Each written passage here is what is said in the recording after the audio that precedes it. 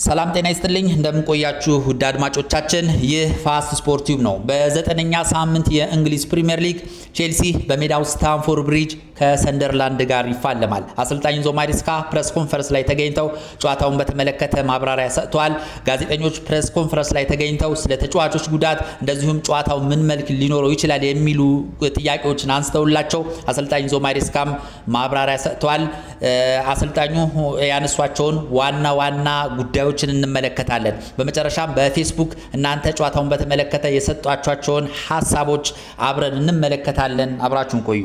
በመላው ዓለም በሚገኙ የኳስ ተመልካቾች ዘንድ በጉጉትና በናፍቆት የሚጠበቀው ተወዳጁ የእንግሊዝ ፕሪሚየር ሊግ አርብ ቅዳሜና እሁድ በሚደረጉ ጨዋታዎች ይቀጥላል። እንደነገርኳችሁ ቼልሲ በሜዳው ስታንፎርድ ብሪጅ ሰንደርላንድን ያስተናግዳል። ቼልሲ ይህን ጨዋታ የሚያሸንፍ ከሆነ ወደፊት የመጠጋት እድሉ ከፍተኛ ነው። ምናልባትም ፊት ለፊት ላይ ያሉ ተፎካካሪዎቹ ነጥብ የሚጥሉ ወይም ደግሞ የሚሸነፉ ከሆነ ወደፊት በደንብ የመጠጋት እድሉ ከፍተኛ ነው። ጨዋታውን በተመለከተ እንግዲህ ጉዳዮችን እናነሳለን። ከዛ በፊት ግን የዘጠነኛ ሳምንት የእንግሊዝ ፕሪሚየር ሊግ የጨዋታ መርሃ ግብሮችን አጥራ አድርገን እንመልከት።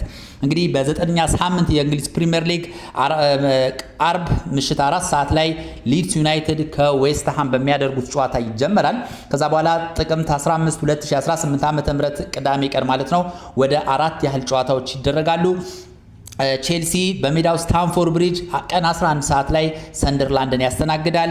ኒውካስትልም እንደዚሁ ከፉልሃም ጋር ይፋለማል ቀን 11 ሰዓት። ማንቸስተር ዩናይትድ ከብራይተን ቅዳሜ ማታ 1 ሰዓት ከ30 ላይ ይጫወታሉ። ከዛ በኋላ ምሽት 4 ሰዓት ላይ እንደዚሁ ብሬንትፎርድ ከሊቨርፑል የሚያደርጉት ጨዋታ ይጠበቃል። የእንግሊዝ ፕሪሚየር ሊግ ጨዋታዎች እሁድም ቀጥሎ የሚደረጉ ሲሆን ቀን 11 ሰዓት ላይ የሊጉ መሪ አርሰናል ከክሪስታል ፓላስ የሚያደርጉት ጨዋታ በጉጉት ይጠበቃል። አርሰናል የሊጉ መሪ ነው። ክሪስታል ፓላስ ደግሞ ለትልልቅ ቡድኖች እጅ እንደማይሰጥ ይታወቃልና ምናልባትም አርሰናል ነጥብ ሊያስጥል የሚችልበት እድል ስላለ ይህ ጨዋታ በጉጉት የሚጠበቅ ይሆናል። አስቶን ቪላ ከማንቸስተር ሲቲ እሁድ ቀን 11 ሰዓት ላይ ይጫወታሉ።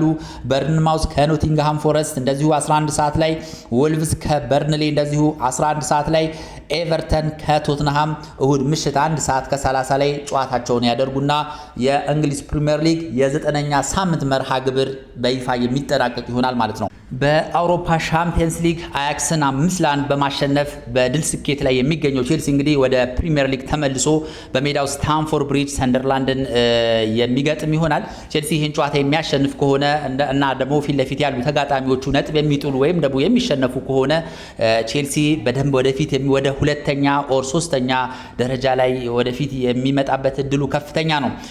ሰንደርላንድም እንደዚሁ ከቼልሲ ጋር ተመሳሳይ ነጥብ ላይ ይገኛሉ።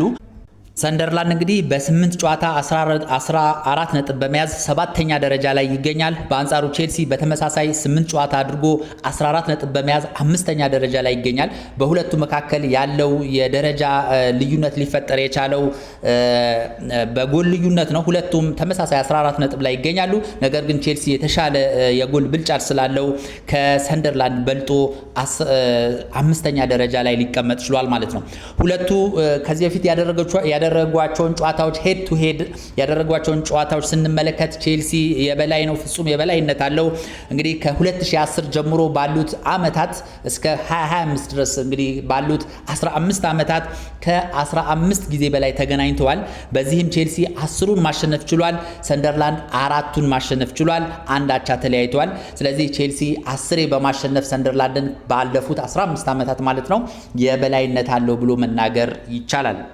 አሰልጣኝ ኢንዞ ማሬስካ እንግዲህ ፕሬስ ኮንፈረንስ ላይ ተገኝተው ከጋዜጠኞች ለተነሳላቸው የተለያዩ ጥያቄዎች ማብራሪያ ሰጥተዋል። የመጀመሪያው የተጠየቁት የነበረው ስለ ቼልሲ የተጫዋቾች ጉዳት ነው።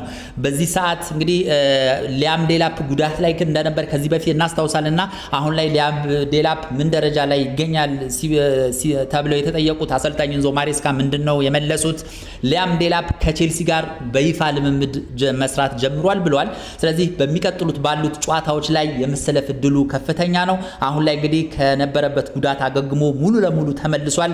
ስለዚህ በሚቀጥለው ጨዋታ ማለትም ቼልሲ በካራባው ካፕ ከቮልቭስ ጋር በሚያደርገው ጨዋታ ላይ ሊሰለፍ ይችላል ሲሉ ለቼልሲ ደጋፊዎች የሚያስደስት መግለጫ ሰጥተዋል። እንግዲህ ዴላፕ እንግዲህ የፊት መስመር አጥቂ ነው። ከኢፕስዊች ነበረ ቼልሲ ያስፈረመው። ከኦገስት 30 ጀምሮ ጉዳት ላይ እንደነበር እናስታውሳለን። ባለፈው ከነሐሴ ወር ጀምሮ ማለት ነው። ቼልሲ ከፉልሃም በነበረው ጨዋታ ላይ ከረፍት በፊት እንግዲህ ባጋጠመው ጉዳት ምክንያት ከሜዳ ወጥቶ ለበርካታ ጊዜያት እንግዲህ በጉዳት ምክንያት ከሜዳ እንደራቀ የምናስተውለው ነው። አሁን ግን እንግዲህ ወደ ጨዋታ ይመለሳል ተብሏል። ከነበረበት ጉዳት ሙሉ ለሙሉ አገግሞ ወደ ትሬኒንግ መስራት ጀምሯል።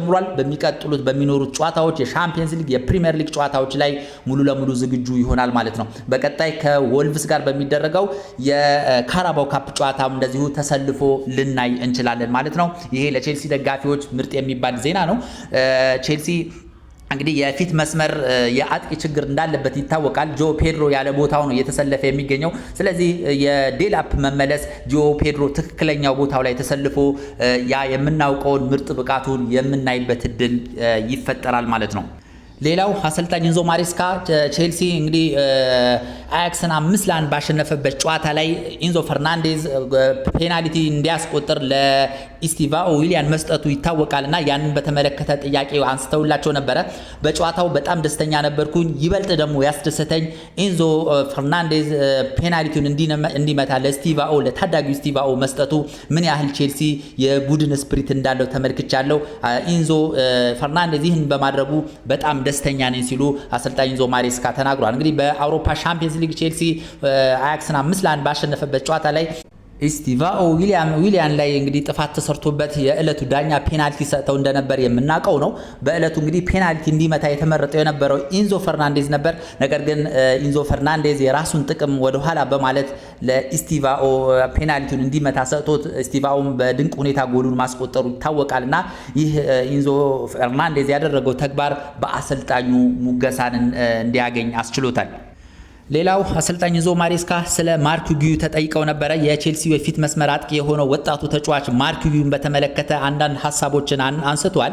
ከዚህ በፊት ማርክ ጉዩ ትሬኒንግ ላይ በሚያደርገው እንቅስቃሴ ደስተኛ አልነበርኩም። ከዛ በኋላ ባለፉት 15 ቀናት የዛሬ 15 ቀጥታ ቁጭ አድርጌ ማርክ ጉዩን በትሬኒንግ ላይ በሚያደርገው እንቅስቃሴ ደስተኛ እንዳልሆንኩና እንዲያሻሽል ትሬኒንግ የሚያደርግበት መንገድ እንዲያስተካክል መክሬውና ነግሬው ነበረ። ከዛ በኋላ ራሱን አሻሽሎ አሁን ላይ ጥሩ ፐርፎርማንስ ላይ ይገኛል። ከዚህ በኋላ በርካታ እድሎችን ያገኛል። እነዛን እድሎች የሚጠቀም ከሆነ እንግዲህ ወደፊት የቼልሲ ቁልፍ ተጫዋች ይሆናል ሲሉ አሰልጣኝ ኢንዞ ማሬስካ ገልጸዋል። አያይዘውም እንግዲህ ማርክ ጉዩ ምርጥ የ9 ቁጥር ቦታ ተጫዋች ነው። ቦክስ ቦክስ መጫወት የሚችል አስደናቂ አጥቂ ነው። ስለዚህ ብዙ መሻሻሎች አሉ። ከዚህ በኋላም ብዙ ነገር ይጠብቋል ሲሉ አሰልጣኝ ኢንዞ ማሬስካ ስለ ማርክ ጉዩ ተናግረዋል። ስለ ጂኦ ፔድሮም ተጠይቀው ነበረ። ጂኦ ፔድሮ አስደናቂ ተጫዋች ነው። 9 ቁጥርም 10 ቁጥርም ቦታ ላይ መጫወት ይችላል። በሁለቱም ቦታ ላይ ምርጥ ተጫዋች ነው ሲሉ አሰልጣኝ ኢንዞ ማሬስካ ስለ ጂኦ ፔድሮ ተናግረዋል። ሌላው እንግዲህ ስለ ሰንደርላንድ ነበር የተጠየቁት። ሰንደርላንድ አሁን ላይ አስደናቂ ቲም ነው። እንግዲህ ሊጉ ከተጀመረበት ጊዜ ጀምሮ ጠንካራ ፉክክር እያደረገ ያለ ክለብ ነው። ምርጥ ተጫዋቾችና እንደዚሁ ምርጥ አሰልጣኝ ያላቸው ከኛ ጋር ያላቸው የነጥብ ልዩነትም ተመሳሳይ ነው። ስለዚህ ምን ያህል ሰንደርላንድ ጠንካራ ቲም እንደሆነ ነው ይሄ የሚያመላክተው ብለዋል። በእንግሊዝ ፕሪሚየር ሊግ ደካማ የሚባል ቲም የለም፣ ሁሉም ቡድኖች ጠንካራ ናቸው። ስለዚህ እኛም ይሄንን ጠንካራነታቸውን ስለምናውቅ ለጨዋታው የሚመጥን አሰላለፍ ይዘን ገብተን ጨዋታውን ለማሸነፍ ጥረት እናደርጋለን ሲሉ አሰልጣኝ ኢንዞ ማሬስካ ተናግረዋል። አሰልጣኝ ኢንዞ ማሬስካ ስለ ኢስቲቫኦንም እንደዚሁ አንስተዋል። ኢስቲቫኦ በጣም ብሩህ ተስፋ ያለው አስደናቂ ተጫዋች ነው። ስለ ኳስ ብቻ ነው መጫወት የሚያስበው፣ ሌሎች ነገሮችን አያታልሉትም። ከዚህ በኋላም እንደዚሁ ብቃቱን ያሳያናል ብዬ አስባለሁ። አንድ ጋዜጠኛ እንግዲህ ለምን ሁሌ ቋሚ 11 ሆኖ አይሰለፍም የሚል አይነት ጥያቄ ጠይቋቸው ነበር። እሳቸውም ሲመልሱ እንግዲህ ከ25 በላይ ተጫዋቾች አሉኝ። ስለዚህ እያንዳንዱ ተጫዋች ደግሞ አንዳንድ ጊዜ ቅድሚያ ማግኘት አለበት። በዛ ምክንያት እንደዚሁ እያፈራረኩኝ ተጫዋቾችን መጠቀም ስላለብኝ ነው በየጨዋታው ኢስቲቫኦ ዊሊያንስን በቋሚነት የማላሰልፈው ሲሉ አሰልጣኙ ተናግሯል። በርካታ ከ25 በላይ ተጫዋቾች አሉኝ። ሁሉንም ተጫዋቾች በእኩል አይን ነው የምመለከተው። በእድሜን እና በሌሎች ነገሮች ገደብ አላደርግም። ተጫዋቾች ላይ እድሜያቸው ትልቅም ይሁን ትንሽም ይሁን ለሁሉም በሚያሳዩት ብቃት መሰረት እድሎችን ለመስጠት እሞክራለሁ ሲሉ አሰልጣኝ ኢንዞ ማሬስካ ተናግረዋል። ከሰንደርላንድ በሚደረገው ወሳኝ ጨዋታ አሰልጣኝ ኢንዞ ማሬስካ ምን አይነት ቋሚ አሰላለፍ ሊጠቀሙ ይችላሉ የሚለውን ግምታዊ አሰላለፎችን እስኪ እንገምት። ጀምስ፣ ቶሲን፣ ቻሎባ፣ ኩኩሪያን በተከላካይነት ቦታ ሊጠቀሙ ይችላሉ። ኢንዞ ፈርናንዴዝ እና ካይሴዶን እንደዚሁ መሀል ላይ ይጠቀማሉ። ስቲቫኦ፣ ጂኦ ፔድሮን እና ፔድሮ ኔቶ እንደዚሁ በክንፍ ሊጠቀሙ ይችላሉ። ፊት ላይ ማርክ ጉዩን ሊጠቀሙበት የሚችሉበት እድል ሰፊ ነው ተብሎ ይታመናል።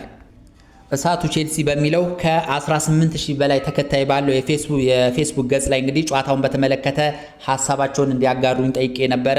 እንግዲህ በርካታ ደጋፊዎች ሀሳብና አስተያየታቸውን አስፍረዋልና እስኪ አንዳንዶቹን እንመለከት። አበበ መኳንንት ጥሩ ነው። ዴላፕ 9 ቁጥር ላይ ምን ያክል አስፈላጊ እንደሆነ አይተናል። ዘግይተንም ቢሆን ጊዩ 9 ቦታ ተሰልፎ ፔድሮ 10 ቁጥር ላይ ቢሰለፍ ካይሴዶና ኢንዞ አሪፍ ይሆናሉ። ዊንግና ዲፌንስ አሁን ላይ ሁሉም ጥሩ ስለሆኑ ብዙ ቼልሲ የሚቸገር አይመስለኝም። ተከታታይ ድሎችን እንሻለን። እኛ የዓለም ክለብ ሻምፒዮኖች ነን ሲል ሀሳቡን አስፍሯል። ሄኒ አርሴ ቡና እኛ የማናውቀው ቼልሲ ያለ እንዴ? ምርጥ አቋም ስትል ገርሞኝ ነው። ከአያክስ ጋር አወዳድረ ከሆነ ችግር የለውም፣ ግን ፕሪሚየር ሊግ ላይ ለንደን ቀይ ናት ሲል ሀሳቡን ገልጿል። የአርሰናል ደጋፊ ይመስለኛል።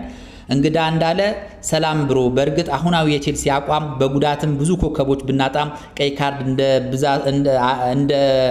ካርድ አልፋታም ቢለንም ከአያክስ ጋር እንደነበረው ቀይ በቃን ካልን የቡድኑ ሞራል በዚሁ ከቀጠለ በዛ ላይ ፓልመርና ዴላፕ ሳንቶስም ከተመለሱ እንደ ሰደድ እሳት እየጋልን እንሄዳለን፣ ከአይን ያውጣን ሲል ሀሳቡን አስፍሯል። በየነ ባሳ ቼልሲ የተጫዋች ችግር የለበትም፣ ነገር ግን አንድ የበረኛ ችግር መኖርና ሁለተኛ የአሰላለፍ ችግር፣ ሶስተኛ የተጫዋቾች ጉዳት ችግር መኖር ነው ለቼልሲ አሁን ላይ ችግሩ። ከዚህ ውጪ ምንም ችግር የለበትም ሲል ሀሳቡን አስፍሯል።